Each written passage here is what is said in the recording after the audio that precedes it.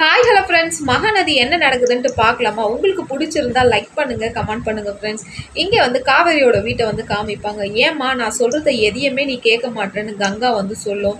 இதே வயிற்றுல தாண்டி 2 பேரையும் பெற்றேன், அவளும் இந்த வீட்டுக்கு பாடுபடுறா, நீயும் இந்த வீட்டுக்கு பாடுபடுற, அதால் அவள் வாடகை வந்து கொடுத்துட்டு போயிட்டா, நான் கொடுத்துட்டேன்னும் போது அது என்னம்மா அவங்க வீட்லேயே இருந்துன்னு அவகிட்ட இருந்தே வாடகையை வாங்கி கொடுத்தா அவள் நம்மளை பண்ண மாட்டான்னும் போது, அவள் ஏண்டி உன் கூட பிறந்த தங்கச்சி, அவள் ஏண்டி உன்னை அசிங்கமாக நினைக்கிறா, நீ தாண்டி அவளை வேறு மாதிரி நினைக்கிறேன் போது, எப்பவுமே எல்லாமே காவேரிக்கு தான் சப்போர்ட் பண்ணுவீங்க, எனக்கு பண்ண மாட்டீங்கன்னு கங்கா வந்து ரொம்ப ஃபீல் பண்ண. அதுக்கு குமரன் வந்து சொல்லுவார், விடு யார் கொடுத்தா என்ன, ஆக மொத்தத்தில் விஜயோட வீட்டில் வந்து வாடகை கொடுத்தோமா அதுதான் நம்மளுக்கு தேவைன்ட்டு குமரன் வந்து கங்காவை வந்து சமாதானப்படுத்துறாருங்க.